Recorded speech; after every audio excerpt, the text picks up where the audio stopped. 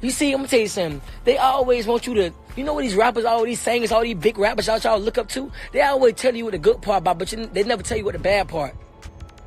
And that's crazy, man. Yeah, they got all this money, but they dealing with emo spirits. They dealing with killing themselves. They dealing with, man, come on, man. Osiris Dunn reached his breaking point. The pressure of Diddy's actions finally pushed him over the edge. According to people close to the court scene, Cyrus isn't losing it for no reason. He's reportedly ready to spill, to tell the truth about what really happened between him and Diddy in Jamaica. Once the story is unpacked piece by piece, you start to see how deep this really goes. Back in 2021, YK and Diddy were both in Jamaica at the same time. First, that doesn't seem like a big deal, until you remember that YK was struggling financially. He had just gone on Instagram and said he sold his Lamborghini, Rolls-Royce, and even his Cadillacs. He said clearly, "This thing humble yourself." I sold my Lamborghini, I sold my Rolls-Royce, I sold my Cadillacs. Yes, sirski. Yes, sirski. Try that thing. Hey, I'm about to beat that charge.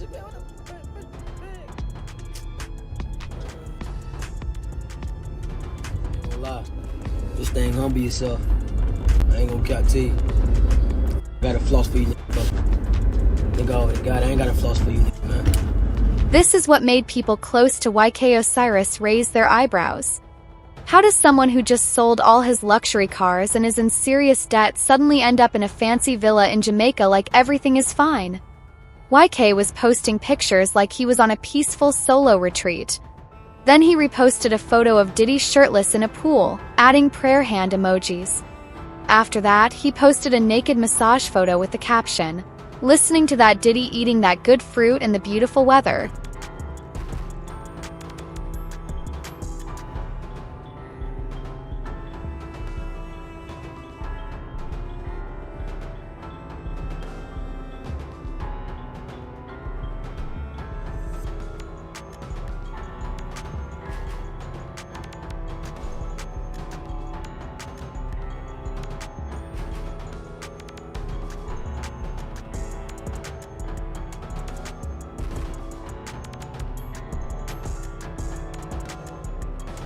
Yeah, good fruit, all right. To make things even more suspicious, he posted a photo of himself leaning over a plate of fruit, giving off a model-like vibe. People started believing that Diddy was the one taking that picture.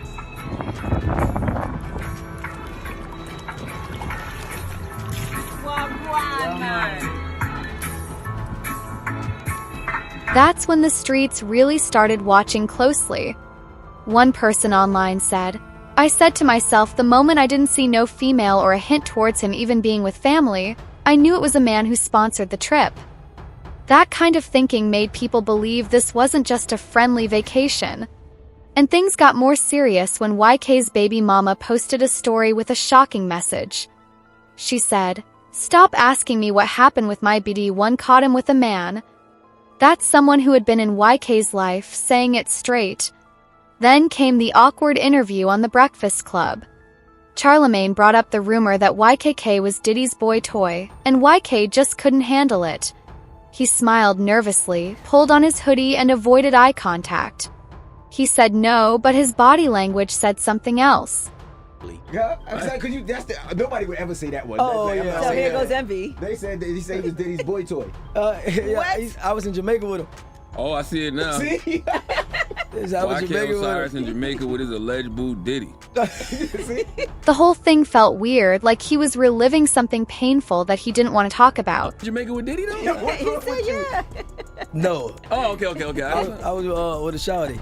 All right, but Diddy was there.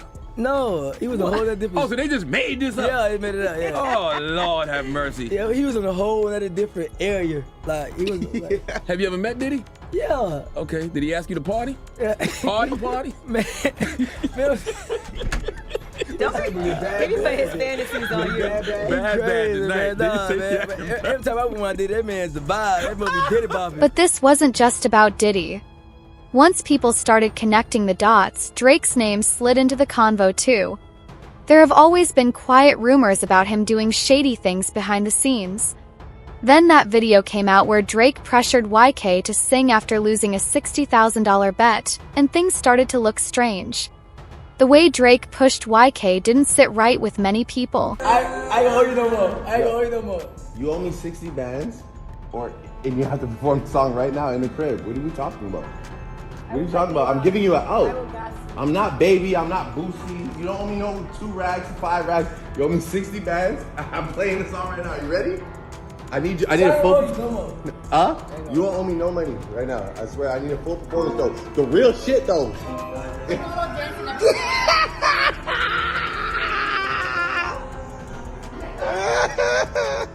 I'm serious. You just got it.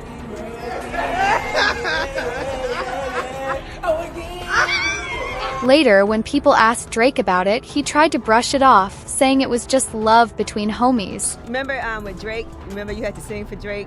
Nah, but Drake my brother though. Like that's my boy. So it's like when we bet and gamble, like it's really ain't about no money. It's really about this fun. Like we bet $100,000. But we like it's like really like brother love. Like, you know, that's my boy. Then another video showed up, YK doing sit-ups on Drake's private jet. But he didn't look like he was having fun. It looked more like he didn't have a choice. You struggling?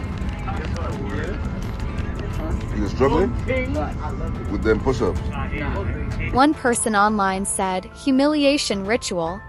Some sick stuff be happening that we don't know about off camera. Another wrote, looks like they be having him doing some strange things. Honestly, it's hard to argue. YK always ended up in viral clips where he was being laughed at, embarrassed, or put on the spot. It didn't stop there. Drake even posted a photo of YK's new haircut, which looked just like the Certified Lover Boy album cut. The caption said, burnt the F out, you really one of one YK Osiris. Like I say, you can't use Drake with me, you can't Lil Baby because they don't with me no more. So please don't use that.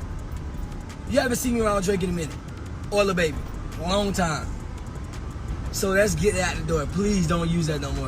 Like, I'm not a leecher, like, for a reason. But like, I want to die. Like, I want to myself. I want to like leave this earth. I don't have no friends. Y'all see who I'm with. Nobody. I'm nobody. Nobody nearest me. Nobody around me. Nobody is like near me. Not long after that, YK got a tattoo of Drake's OVO owl on his leg. The shoutouts from Urban Central just made everything feel even weirder. Something just wasn't adding up. You see, I'm gonna tell you something. They always want you to, you know what these rappers, all these singers, all these big rappers y'all look up to? They always tell you what the good part about, but they never tell you what the bad part. And that's crazy, man. Yeah, they got all this money, but they dealing with emo spirits. They dealing with killing themselves. They dealing with, man, come on, man. I want to get out this music industry because this is not for me. But I do it because I feed my family. But I don't want to be in this. This is not what God want me to do. God don't want me to do this. But I do it to feed my family. And I want to get out this. I want to get out of the music industry because yes, you go through pain. You go through this because this is what the devil wants you to go through to destroy yourself. Then it all started to make sense when YK broke down on camera. He went live and poured his heart out. He said he just wanted to end it all. He talked about the demons chasing him, how music wasn't making him any money, and how it felt like no one in the industry really cared. Didn't sound like he was chasing attention. Sounded like real pain. Because it's not gay behavior. That's not what we're talking about. There are gay people, but what we're talking about here is ritualistic sexual deviancy used to harness energy of a human being. We are being harnessed, not me, not you, but the people that he's dealing with, and she became privy to this. But that wasn't the end. Soon after, YK went on another emotional rant. This time, he started exposing how the music industry really works. He said, rappers be lying about blessings from God when in reality they're worshiping something else. We live in the DR! Happy birthday, happy birthday, man. You know what I'm saying? We out here making sure we celebrate the homie V-Day. And then also, like, there's a lot of bags to get when you brainstorming amongst a lot of creative minds. So we all tapped in. Then we quit mastermind. Like, I'm saying, be whoever you want to be. Love whoever you want to love. I didn't mean it like that. I just meant, when you want to disrespect me and the money team, and we got 7 Rolls Royces outside and we just made 350 racks on the... Don't disrespect me. I'm going to smack you up again, fool. All right, so Ray J, that's let's all talk. I'm saying. Just saying Ray J got beat up. In the face, my... So you punched Fab in the face? One time. You, hey. Now, if everything with YK and Diddy sounds too wild to believe, just look at YK's career. Before all this, he was doing okay. He had big-name connections, dropping songs, and getting lots of attention. After the breakdowns, the rants, and the spiritual talk, his career was never the same. One person online said, "I always felt that Diddy never had real talent and he stole the talent and fame from his artist. I now know he literally harnessed their energy on a spiritual level and left all of his artists with nothing." And just when it seemed to stop, Ray J's name popped up. Apparently, he was the one who introduced YK to Diddy. People believe he was the bridge, the one who handed YK off. Then a few months after the Jamaica trip, Ray J showed up in the Dominican Republic to surprise YK on his birthday. While he was there, Ray J said, "There's a lot of bags to get when you brainstorming amongst creative minds. That bag talk, it hits completely different now.